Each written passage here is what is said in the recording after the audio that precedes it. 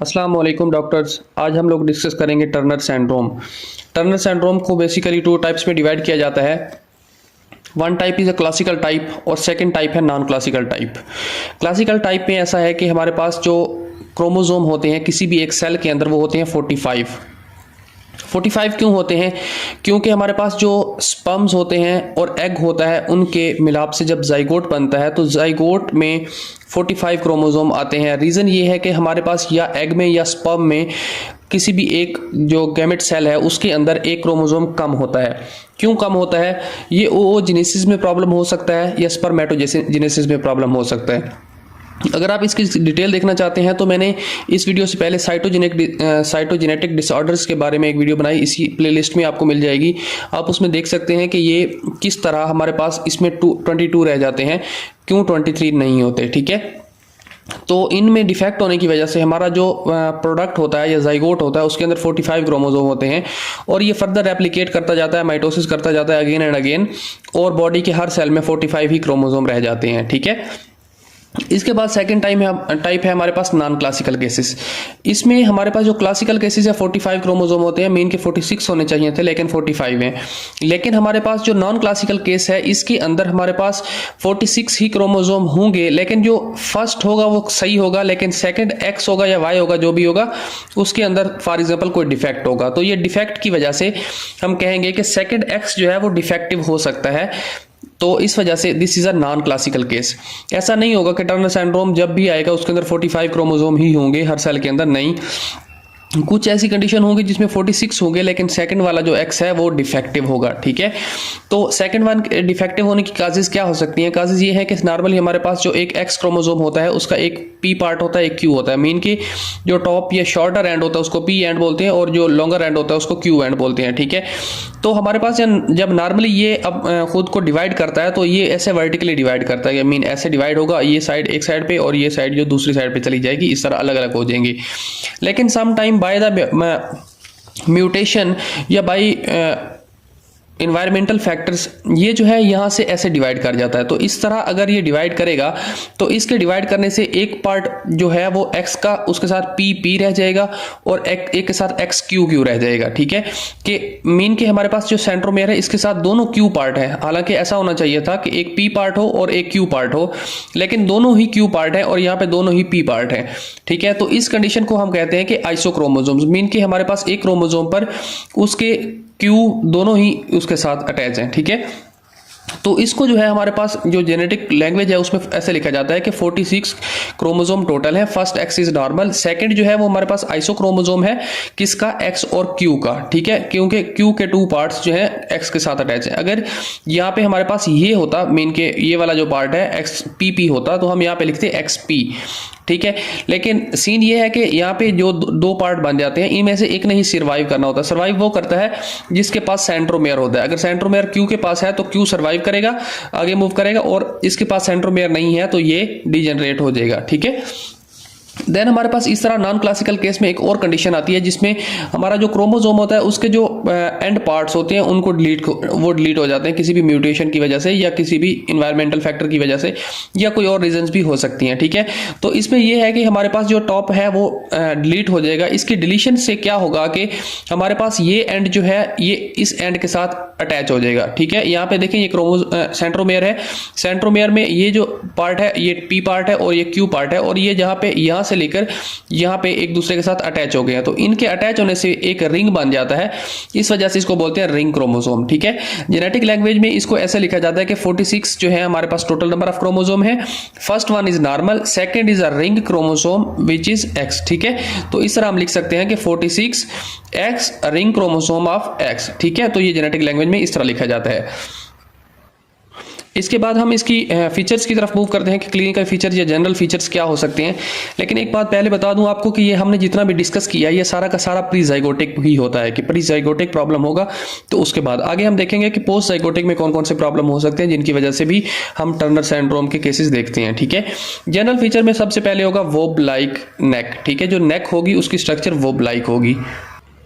इसकी काज क्या है कि वोब लाइक नेक क्यों होगी? इसकी रीज़न ये है कि हमारे पास जो लिम्फोसाइट्स होते हैं या लिम्फेटिक्स होते हैं हमारे नेक के अंदर, वो लिम्फेटिक्स जो है वो अबनॉर्मल ग्रोथ करेंगे और जो हमारी नेक होगी वो बल्जिंग शो करेगी, ठीक है, जिसकी वजह से अबनॉर्मल डायलेट हो जाएगी और हमारे पास वोब लाइक नेक होगी, ठीक है।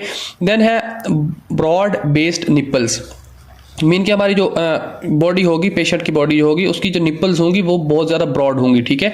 देन हमारे पास है जेनिटलिया जो है वो इम्प्रॉपर डिवेल्प होंगे, जो जेनेटेलिया हो वो इम्प्रॉपर डेवलपमेंट होगी, सिंपल है। आगे नेक्स्ट हमारे पास है स्ट्रीक, गुनेड्स एंड ओवरीज। ओवरीज जो है उनकी स्ट्रीक और गुनेड्स होंगे। देन जो है कैरियंग एंगल होगा। कैरियंग एंगल या क्यूबस वेलगस, ये क्या होता है? ये नॉर्मली जो है हमारे पास एल्बो का जो एंगल होता है, लाइक एज हम कहें कि ये एल्बो है, ये एल्बो, तो यहाँ पे जो एक एंगल बनता है इसको बोलते हैं क्यूबस वेलगस या कैरियंग एंगल, ठीक है। ये नॉर्मली जो हमारे पास ह्यूमन बॉडी में फीमेल में होता है ये 14 डिग्री होता है, और जो मेल में होता है ये नॉर्मली 11 डिग्री होता है, ठीक है। लेकिन कंडीशन ये है कि जब हमारे पास ये टर्नर सिंड्रोम होगा तो इसमें ये जो एंगल है ये एबनॉर्मली इंक्रीज कर जाएगा, ठीक है। देन हमारे पास है कार्डिक एनामोलीज हो सकती है, मीन के कार्डिक का कोई भी प्रॉब्लम हो सकता है, हमारा जो अयोर्टा है वो एबनॉर्मल कंट्रैक्शन कर सकता है, ठीक है।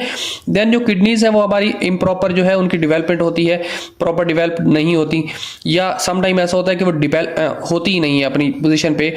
देन हमारे पास जो है इसके अलावा यूट्रस जो है हमारे पास वो एबनॉर्मल हो सकती है कि एबनॉर्मल यूट्रस की डेवलपमेंट हो गई होगी, ठीक है। देन इसके अलावा जो है एक्सटर्नल सेक्स करैक्टरिस्टिक्स जो भी होंगे वो सारे के सारी में भी एब्सेंट हों या एबनॉर्मल हों, मीन के वो प्रॉपरली वर्क नहीं करेंगी। देन लोअर लिम्ब जो है एडिमा हो सकता है कि हमारे पास जो टर्नर सिंड्रोम का केस है उसके लोअर लिम्ब में जो एडिमा होगा, ठीक है। देन हमारे पास है primary amenorrhoea. This is the basic symptom. कोई भी एक पेशेंट जब क्लिनिक में आता है तो उससे अगर वो बोले कि this is a primary amenorrhoea, वो शुड गो फॉर द कैरियोटाइपी। हमें ये चेक करना चाहिए कि क्या इसको टर्नर सिंड्रोम है या नहीं। This is the basic. अगर कुछ भी इनमें से याद नहीं रहा तो this is the important one कि ये सिम्टम ज़रूर याद रहनी चाहिए, ठीक है। देन हमारे पास नेक्स्ट है post zygotic disorder. Post zygotic disorder में ये मेनली इसका ये होता है कि जब हमारे पास एक जाइगोट बन जाता है तो उसके बाद इसमें माइटोसिस होती है। तो माइटोसिस के दौरान जब हमारे पास कोई भी क्रोमोसोम प्रॉपर्ली डिवाइड होने होते हैं तो वो प्रॉपर्ली डिवाइड नहीं होते, ठीक है, या उनमें कोई भी अबनॉर्मलिटी आ जाती है। तो इसकी वजह से लाइक एज इसमें फुल 46 क्रोमोसोम थे और इसमें जो है कम हो गए और इसमें नॉर्मल रह गए। लाइक एज इसमें जो है मैं कहता हूँ कि ये 45X0 हो गया, यहाँ से ऊपर ये शो किया मैंने, और यहाँ पे देखें जो सेकंड पार्ट है इसमें 46XX नॉर्मल है, ठीक है। मीन के कुछ सेल्स जो होंगे बॉडी के वो नॉर्मल होंगे और कुछ जो होंगे वो एबनॉर्मल होंगे। तो ये जो हमारे पास इंक्रीज रिस्क जो है हमारा इंक्रीज कर देता है। इस तरह की कंडीशन जो होती हैं पोस्ट जाइगोटिक जो डिसऑर्डर होता है टर्नर सिंड्रोम में, वो इंक्रीज कर देता है हमारे रिस्क को गोनेड ब्लास्टोमा, ठीक है। जो गोनेड्स का होता है कैंसर सेल्स होते हैं उनके रिस्क को इंक्रीज कर देता है, ठीक है। देन हमारे पास एक हाइपोथेसिस था जिसमें बोलते हैं लाइन हाइपोथेसिस, ठीक है।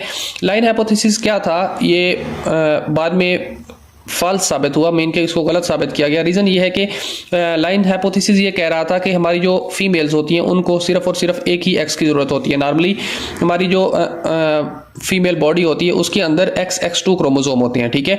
लेकिन वो लाइन हाइपोथेसिस ये कह रहा था कि एक को एज अ बॉर बॉडी रख लेती हैं और एक को एक्टिव रखती हैं, तो उनको जस्ट एक ही एक्स की रिक्वायर्ड होगा। अगर एक एक्स भी हो तो ठीक है, उनको प्रॉब्लम नहीं होगा।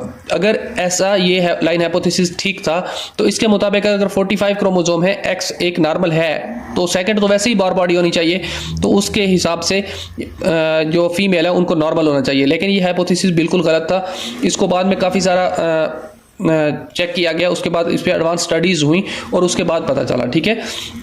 देन अभी जो न्यू एडवांस्ड थ्योरीज हैं उनके मुताबिक वो ये कह रहे हैं कि जो फीमेल है वो जो बॉर बॉडी होती है उसमें भी कुछ जीन्स को एक्टिव रखती हैं। मीन कि उनकी जो एक्स क्रोमोसोम है वो कंप्लीटली क्लोज नहीं होता या कंप्लीटली इनएक्टिव नहीं होता, उसमें कुछ जीन्स जो है वो एक्टिव होती हैं, ठीक है।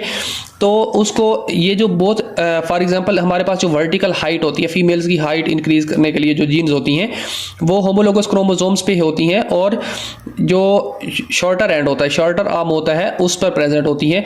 अगर वो दोनों मीन के एक्स जो एक्टिव है और एक्स जो बार बॉडी है, अगर दोनों एक्टिव होंगी वो जीन्स जो कि होमोलोगस जीन्स है, जिन जीन्स को कहते हैं SHOX, ठीक है। ये जो जीन्स ग्रुप ऑफ जीन्स हैं ये अगर एक्टिव होंगी बोथ एक्स पर तो फीमेल की जो हाइट है वो ज़्यादा इंक्रीज होगी, ठीक है। अगर ये एक भी एक्टिव हो तो उसकी हाइट जो है प्रॉपर्ली इंक्रीज नहीं होगी, ठीक है। SHOX क्या है? ये है शॉर्टर स्ट्रेचर हीमोबॉक्स जीन, ठीक है। ये एक बॉक्स होता है पूरा जीन्स का, जिनके अंदर जीन्स होती हैं for the longer height of the females, ठीक है। जो हमारे पास इनएक्टिव होता है, इनएक्टिव क्रोमोसोम, या हम कह सकते हैं बार बॉडी, वो जो है वो डेंस स्ट्रक्चर में चला जाता है। डेंस के बाद वो हीमोक्रोमेटिन में यानी चेंज हो जाता है। इसके चेंज होने के बाद मिथाइलेटेड होकर ये हमारे पास जो न्यूक्लियर मेम्ब्रेन होती है उसके साथ बाइंड हो जाता है, ठीक है, और बाकी को अपना वर्क करने देता है। इसके अलावा जब हमारे पास आगे जो एडवांस स्टडीज़ हैं वो ये कह रही हैं कि जब हमारे पास गैमेटोजेनेसिस या ओओजेनेसिस होती है, मीन के फॉर्मेशन ऑफ द एग होती है, उस वक्त जो बार बॉडी होती है वो भी एक्टिव हो जाती है और दोबारा एक्टिव होकर हमारे पास जो गैमेट्स बना देती है एक बॉडी के अंदर, ठीक है। इसके अलावा जो है हमारे पास कुछ और लाइन हाइपोथेसिस की जब थ्योरीज फ्लॉप हो गई तो उसके बाद जो ये बाकी सारी की सारी एडवांस स्टडीज़ हुई हैं, ठीक है। ये जो पोस्ट जाइगोटिक प्रॉब्लम हो सकता है, इसके अंदर जो है डिफरेंट किस्म की सिम्टम्स शो हो सकती हैं, लाइक एज जो फीमेल है उसकी डेवलपमेंट जो है वो अब नॉर्मल होगी, मेंटल डेवलपमेंट पुअर होगी बिल्कुल भी, देन जो है उसके पास जो है female have the poor judgement of the special perception, ठीक है। तो इसके अलावा जो है ये एक फ्यू सिम्टम्स हैं जो टर्नर सिंड्रोम के लिए होती हैं और इन केसेस को कहा जाता है मोज़ेक केसेस, ठीक है। देन हम मूव करते हैं इसके डायग्नोज की तरफ। तो डायग्नोज के लिए एक कैरियोटाइपी होती है टेक्निक, जिसके जरिए जीन्स को चेक किया जाता है कि कौन सी जीन किस लोकेशन पर एब्सेंट है, ठीक है। तो ये कैरियोटाइपी करके हम इसको चेक कर सकते हैं प्रॉपर। बाकी जो सिम्टम्स एंड साइंस होंगे उनके हिसाब से भी हम कर सकते हैं, चेक कर सकते हैं। देन ट्रीटमेंट जो है इसमें सिम्प्टीमेटिक ट्रीटमेंट दिया जाता है मोस्टली, सिम्प्टीमेटिक ट्रीटमेंट दिया जाता है। इसके अलावा हम जीन थेरापी भी कर सकते हैं, लेकिन बहुत ज़्यादा सक्सेसफुल नहीं है अभी तक, में भी एडवांस हो जाए। और इसके अलावा हम सर्जरी भी कर सकते हैं, लाइक जैसे वोब्ड नेक है तो इसमें हम सर्जरी या प्लास्टिक सर्जरी करके भी हम उसको प्रॉपर कर सकते हैं, ठीक है। तो ये हमारा टर्नर सिंड्रोम। अगर इस पूरे लेक्चर में अगर किसी किस्म का कोई भी क्वेश्चन है तो आप कमेंट बॉक्स में पुट कर दें, as soon as possible I will respond you. Thank you legends, अल्लाह हाफिज़।